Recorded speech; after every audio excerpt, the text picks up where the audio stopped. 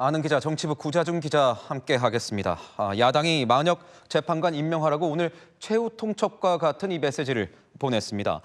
그러면서 중대 결심을 거론을 했는데 이 중대 결심이 뭘지가 궁금합니다. 추가 탄핵을 언급했다고 보는 게 중론입니다. 다만 그 탄핵의 대상이 누구고 어디까지냐, 결국 이게 핵심이겠죠.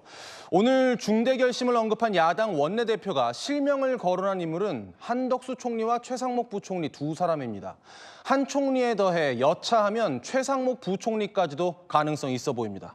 그런데 민주당 초선 의원들은 만역 재판관 임명을 막으면 줄줄이 연쇄 탄핵하겠다 이렇게 밝히지 않았습니까? 이 엄포 어떻게 봐야 되는 겁니까? 목표는 윤 대통령 탄핵이고 그걸 위해서는 마은혁 후보자 임명이 필요하니까 이걸 막으면 여지없이 탄핵이다 이런 취지였습니다. 마은혁 후보자 미임명 자체가 위헌이라고 판단이 났으니까 임명에 반대한 국무위원들 모두 탄핵 사유가 된다는 주장인 겁니다. 그래서요. 오늘 언급한 중대 결심에 이 연쇄 탄핵도 들어가 있을지 이게 사실 핵심일 것 같습니다. 결국 방침은 지도부가 정합니다. 초선들의 의견을 검토한 적은 없지만 완전히 죽은 카드도 아니다. 묘한 스탠스를 취하고 있는데요. 지도부의 생각도 좀 제각각입니다. 한 번도 전원 탄핵을 고려한 적 없고 그걸 할 수 있느냐 이런 반응이 나오는 반면에 초선 그룹의 의견을 포함해서 열어놓고 검토할 거다 이런 반응도 있었습니다.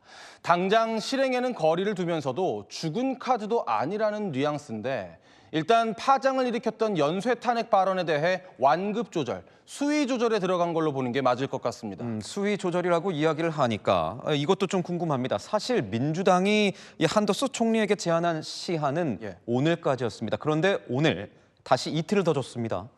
헌법재판소의 기각 결정으로 살아 돌아온 한덕수 총리. 이 한덕수 총리를 다시 탄핵한다는 것은 민주당 입장에서도 감당해야 하고 고려해야 할 위헌 부담이 분명히 있습니다. 표면상으로는 오늘이 일요일이니까 어차피 임명을 못하니까 국무회의가 있는 화요일을 시한으로 정한 거다 이렇게 설명을 했지만요. 이틀의 시한 역시 완급 조절의 성격도 있어 보입니다. 강경한 주장을 펼치는 초선 그룹 사이에서도 지금 너무 급하다 이런 의견도 존재하거든요. 너무 급하다고요? 예, 한 민주당 초선 의원은요. 한덕수를 탄핵하면 이 상황이 해결되느냐면서 합리적 해결책을 찾는 모습을 보여줄 시간이 필요하다 이렇게 말했습니다. 정치에는 명분이 필요하다는 이야기하죠. 여론에 한 총리 탄핵에 다시 나설 수밖에 없는 민주당의 사유를 이해시킬 최소한의 시간이 필요하다는 취지로 보입니다. 역시 완급 조절입니다. 완급 조절이다. 그렇다면 국민의힘은 어떻게 보고 있습니까? 반신반의합니다. 한 총리 탄핵이든 국무위원 전원 연쇄 탄핵이든 민주당이 정말 하겠느냐 의아함을 갖고 있습니다. 민주당 스스로 자해하는 정치적 악수라고 보는 인식입니다. 쉽게 말해서 정치적으로만 보면 민주당의 악수가 국민의힘에게는 나쁘지 않다는 거죠. 나쁘지 않다. 왜 그런 거죠? 여론의 역풍을 맞을 일이라고 보는 겁니다. 윤석열 대통령이 밝혔던 계엄의 이유 가운데 하나가 바로 거대 야당의 입법 폭주였습니다. 야당의 연쇄 탄핵은 대통령의 이런 주장에 호소력을 더해주는 행동이 될 수 있다 이런 이야기도 있었습니다. 연쇄 탄핵으로 40명 가까이 탄핵을 하게 되면 대통령의 계엄과 민주당의 탄핵 중에 국민들은 뭐가 더 잘못이라고 판단하겠느냐 되묻기도 하더라고요.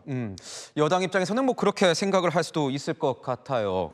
결국 뭐 이 정말 실행에 옮기느냐 이게 관건이 될 것 같습니다. 절차적으로는 민주당 단독으로도 가능합니다. 의결 정족수 151석 이상을 확보하고 있으니까요. 다만 절차보다는 정치적 문제가 되겠죠. 결국 여론을 보고 결정할 거란 얘기입니다.